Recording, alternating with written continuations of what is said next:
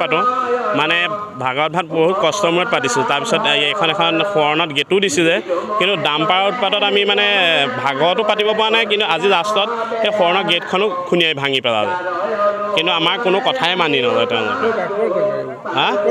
এইবোৰ 4 লেণ্ডত মাটি কঢ়িয়াইছোঁ বুলি কয়, কিন্তু 4 লেণ্ডতে পৰিছে কিনে কাৰোবাৰ মানে নিজৰ মানে প্ৰপাৰ মানে মাটি ভেটিতে পৰিছে, আমি সেইখিনিতো নাজানো। ইয়াৰ পৰা কিন্তু আমাক জনাই যে আমি 4 লেণ্ডৰ মানে কাৰণে মাটি নি আছোঁ, কিন্তু ওপৰৰ পৰাও এইটোৱে হয় 4 লেণ্ডৰ কাৰণে নিব দিবই লাগিব।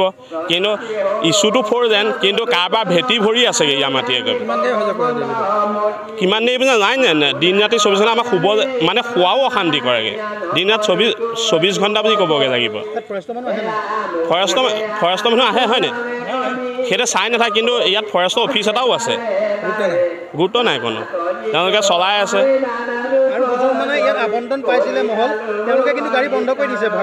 তেওঁলোকে বন্ধ কৰি থৈছে, কিন্তু এইটো ক'ৰ নতুন পাৰ্টি নাজানো, আহি পেলাই মুঠতে চলাইহে আছে। তেওঁলোকৰ কোনো কথাও নুশুনে, মুঠতে গাড়ী চলাব লাগে চলাই আছে।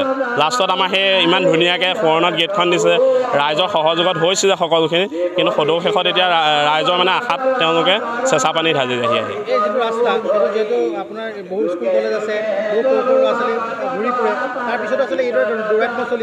সেইটো তেওঁলোকৰ মই মতাজি মানে কোনো ইয়াত প্ৰশাসনেওনো কি কৰে আমি নাজানো। সেইটো ঘটনা এইখন আমাৰ নামঘৰ সোৱৰণৰ গেটখনেই এজন ডেকা ল'ৰা মৃত্যু হোৱাৰ পিছত সোৱৰণত দি থৈছে।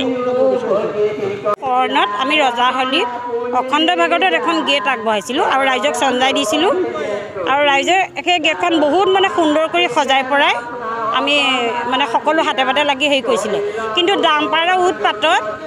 ডাম্পাৰৰ উৎপাত আজি বছৰ ধৰি মানে আমাৰ ৰাস্তাৰ পদূলিটো অৱস্থা নায়েই। আৰু আজি বছৰৰ আগত এটা ল'ৰা মাৰি গৈছে, এটা ডেকা ল'ৰা, আৰু এতিয়া সিহঁতৰ কোনোদিনে মানে আৰু উৎপাত নকমিলে।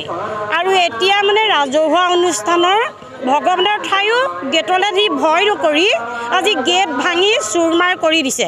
সেইকাৰণে আমি ডাম্পাৰসকললৈ এইটো জনাই থওঁ যে তেওঁলোকে ডাম্পাৰ চলোৱা সময়ত গুৰু গোসাঁই অলপ মানি চলিব বুলি আমি মানে তেওঁলোকক অলপ সতৰ্ক কৰি দিছোঁ।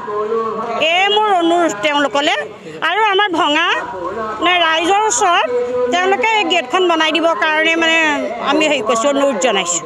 বাৰম্বাৰ কৈ আছোঁ, ডাম্পাৰ 4 লেণ্ডৰ মাটি কঢ়িওৱা ডাম্পাৰ আচলতে আমাৰ লোকেল নহয়। তেওঁলোকক আমি প্ৰায়ে কওঁ যে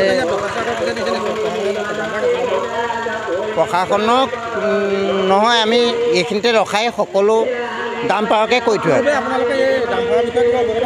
কৰাইছিলোঁ। আমি যে আমাৰ ৰাস্তাটো একেবাৰে বেয়া, গোটেইখন ভাগি ছিগি আছে, গতিকে আমাৰ যিটো ডাম্পাৰ বন্ধ কৰা কৰিছিলোঁ।